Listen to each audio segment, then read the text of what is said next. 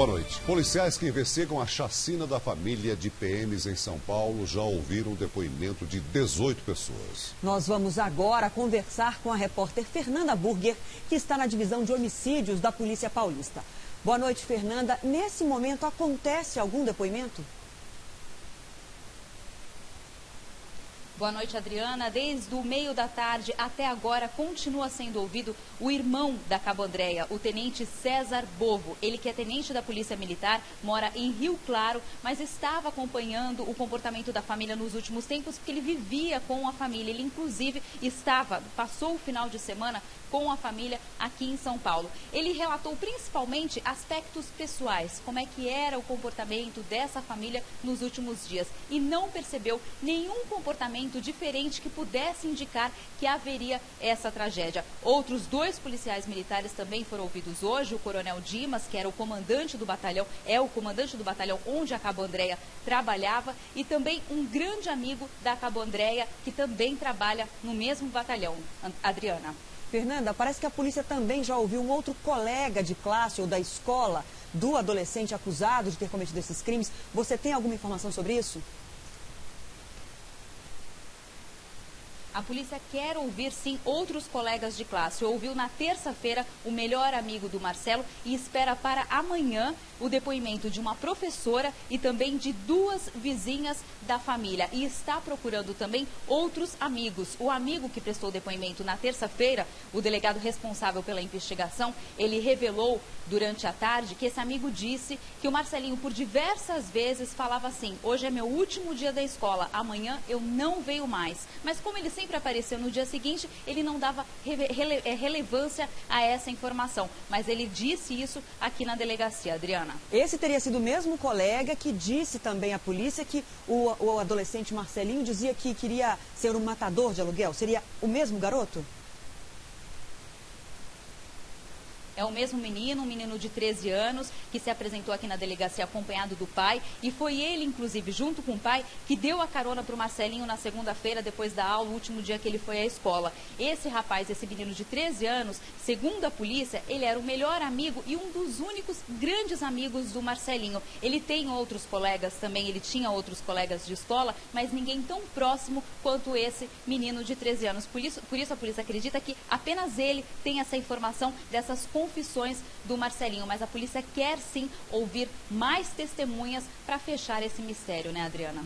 Sim, Fernanda. Você continua conosco, por favor, Fernanda? Nós só vamos mostrar agora uma imagem importante. O Jornal da Record teve acesso a uma foto da cena do assassinato na Vila Brasilândia. Veja só, a fotografia mostra a cena descrita pela polícia. O sargento Luiz Marcelo Pesseguini, deitado de bruços no colchão. A cabo Andréia Bovo Pesseguini está de joelhos, também sobre o colchão. E o garoto Marcelo, que você vê aí, está caído de lado sobre o colchão, com a arma na mão esquerda, supostamente usada no crime.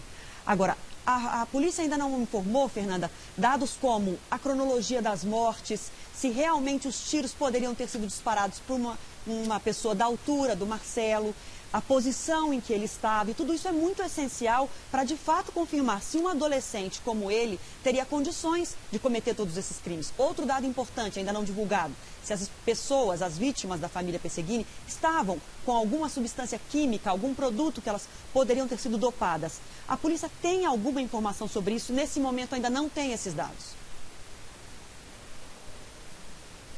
Nenhum laudo pericial, o resultado de nenhum laudo pericial foi divulgado. De acordo com a polícia, está sendo apressado o resultado desses laudos, mas ainda não há o resultado de nenhuma perícia. Todas as perícias são fundamentais para fechar esse quebra-cabeça. O delegado, o doutor Itagiba, hoje em entrevista coletiva, ele disse, inclusive, que pediu a perícia para apressar os laudos. O toxicológico, que vai indicar se as vítimas foram dopadas antes de serem assassinadas. Todas as vítimas estavam deitadas. A polícia já sabe qual foi a posição dos tiros, mas exatamente esses laudos vão poder indicar qual foi a cronologia, a dinâmica desse assassinato. Não é possível, por enquanto, afirmar, de acordo com o delegado responsável por essa investigação, quem foi assassinado primeiro. Havia uma suspeita de que realmente era o sargento da rota, o pai do Marcelinho, depois a mãe dele e, por último, as duas mulheres. E só muitas horas depois é que o Marcelinho teria dado o tiro contra a própria cabeça, que tirou a vida dele, e isso de acordo com a versão da polícia. Mas o delegado diz que, por enquanto,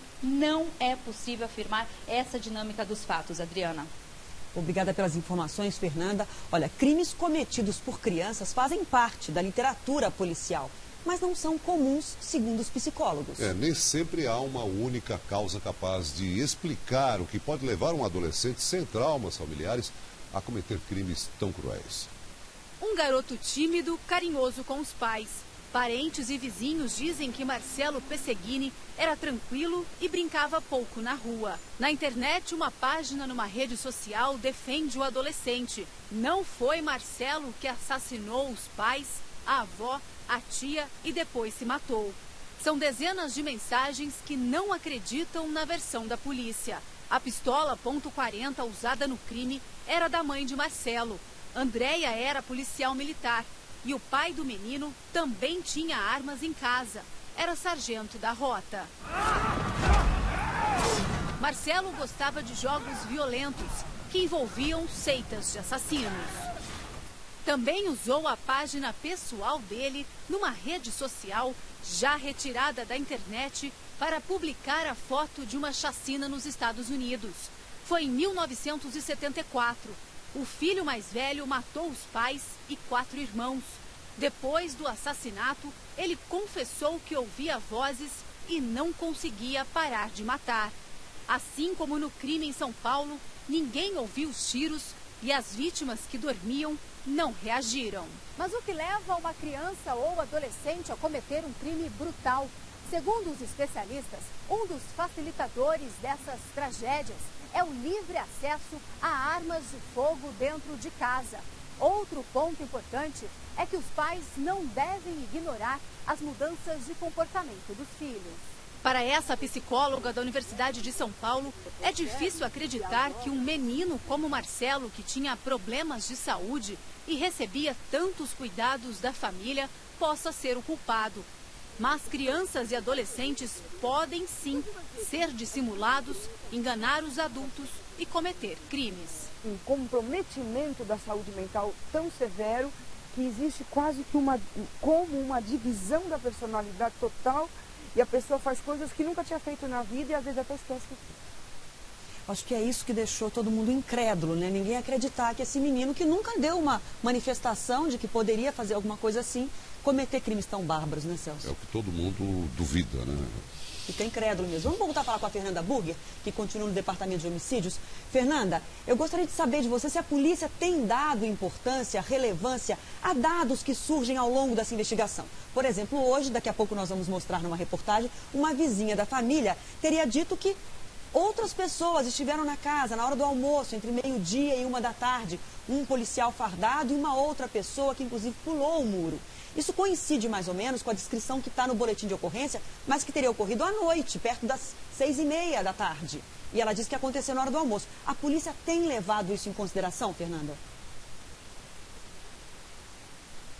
Leva tanto em consideração, Adriana, que o delegado responsável pelo inquérito, assistindo às reportagens, ele está convocando essas testemunhas. Ele está em busca de 2 vizinhas. Uma que informou com exclusividade para a nossa equipe de reportagem que viu essa cena por volta do meio-dia, uma pessoa fardada e outra pulando o muro da casa. Ele quer saber desta vizinha exatamente o que ela viu. Uma outra vizinha também teria revelado que via com frequência o Marcelinho tirando o carro da garagem, manobrando o carro para a família, o que indicaria que realmente ele sabia dirigir. Essa vizinha também fez declarações desse tipo, mas a polícia quer colocar essas declarações no papel, porque acredita ser importante para essa investigação. Adriana.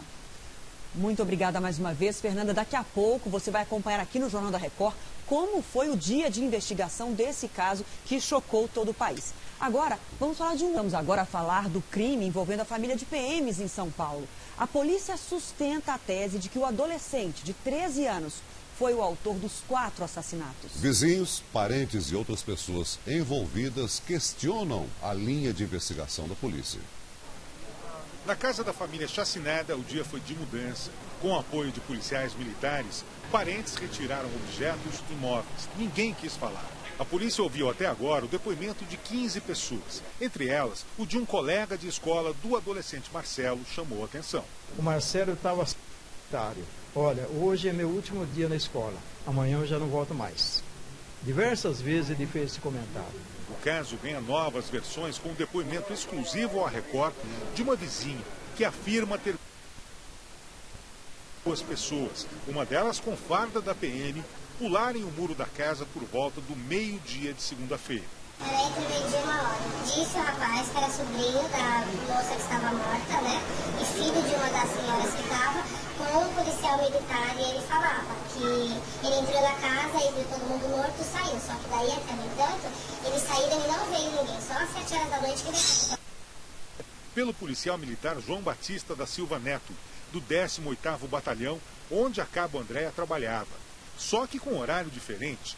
Ele diz que por volta de 2 da tarde foi informado sobre a ausência da policial no trabalho e que foi até a residência. Encontrou a casa fechada e com as luzes apagadas. Ele pensou que o casal havia levado o filho mais tarde, às 6 horas.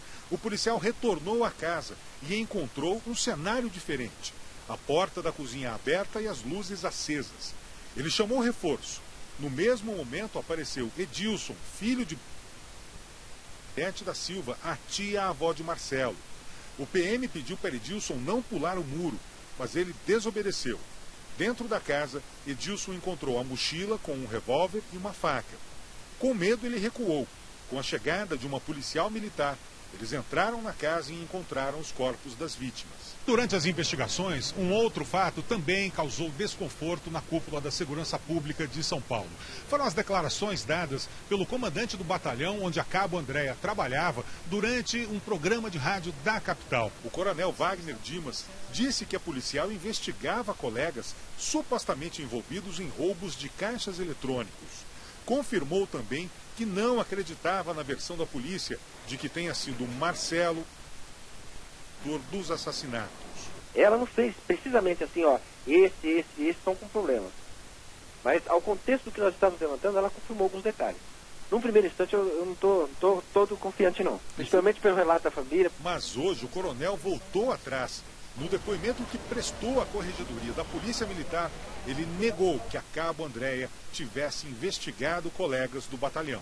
Não existe qualquer denúncia formalizada sobre os fatos de policiais militares envolvidos com roubos a caixas eletrônicos e tampouco a graduada fez qualquer denúncia a respeito.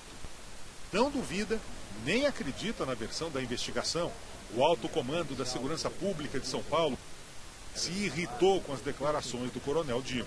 Ele vai ter que explicar isso porque não existe nenhuma denúncia formal na Corregedoria e nem para o comando e nem na unidade. A surpresa do depoimento do coronel não foi só da mídia nem ninguém, também foi da polícia em recebê-los e da própria comando da... O 18º Batalhão Militar de São Paulo, onde trabalhava a Cabo Andréia, mãe do adolescente acusado pelo assassinato da família, é conhecido por casos violentos envolvendo policiais militares. Há 5 anos, o comandante da região foi morto quando investigava a participação de policiais em grupos de extermínio. E até hoje o caso não foi resolvido. Este é o batalhão onde trabalhava a Cabo Andréia Pesseguini, o 18º na zona norte de São Paulo. Aqui ela teria denunciado crimes cometidos por colegas, segundo uma declaração do chefe dela, o comandante do batalhão. Desmentiu o que havia dito. Não é a primeira história misteriosa envolvendo policiais do 18º. Em fevereiro de 2008, um sargento e 3 soldados foram presos, suspeitos de matar 2 homens para encobrir a autoria de uma chacina, quando 3 pessoas foram assassinadas dentro de um bar. Na época, os policiais disseram ter perseguido os suspeitos do crime, que reagiram e acabaram baleados. Mas a investigação mostrou que os 2 tinham sido detidos antes do horário da chacina. O caso que havia tido a maior repercussão até agora ocorreu em janeiro de 2008. O comandante do batalhão foi assassinado numa emboscada. O coronel José Hermínio Rodrigues chefiava também outros 3 batalhões na zona norte de São Paulo. e investigava a participação de PMs em grupos de extermínio na região. Ele estava de férias e à paisana. Passeava de bicicleta por uma avenida movimentada quando levou 6 tiros. As investigações apontaram 2 policiais militares como os autores da execução. Eles acabaram absolvidos por falta de provas. Mais de 5 anos depois do crime, o mistério continua.